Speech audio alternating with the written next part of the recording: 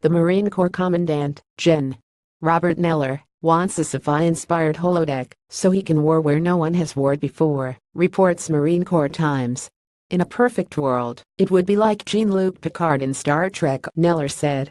I'd walk into the holodeck and I'd go, computer, Battle of Waterloo, 1812, Prussian Army, I'm in command, simulation, go. In his comments at the annual Modern Marine Expo at Quantico, Virginia, last week, Neller said he wants to take simulated training, which is currently used to help get individuals up to speed on weapons and vehicles, further than the service has gone yet.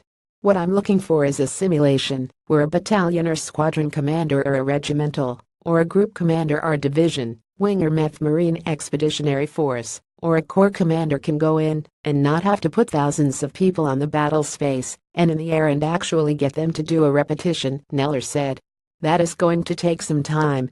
Related infantry Marines can now train for combat without ever leaving the barracks. The service is still trying to determine just how feasible it would be to create a virtual wargaming facility at Quantico, Marine Corps Times reports, but it does plan to increase the frequency of simulated wargames it runs, raising the annual number from 11 to 20 over the next several years.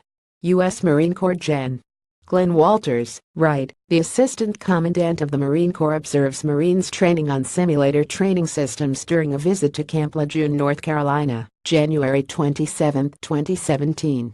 Militaries the world over have always looked to science fiction for ideas. The Army's research laboratory recently drew some inspiration from James Cameron's Aliens with plans for a robotic third shooting arm for stability, and both US and British arms developers are working on space-age pieces of headgear. Let's not forget all the drones, hoverbikes, and Terminators.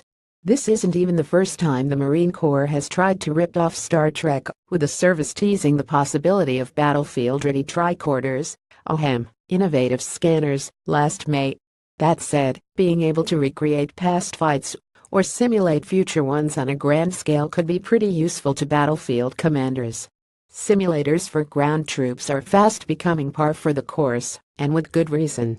As task purposes, Sarah Sickard reported in August, virtual training allows troops to get familiar with real-life scenarios, so they can make the most of costly large-scale live-fire training exercises, essentially pre-training for real-life exercises.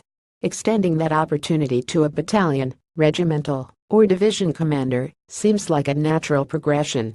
Besides, who doesn't want to step up to a console and say, "Computer, engage"? Watch next.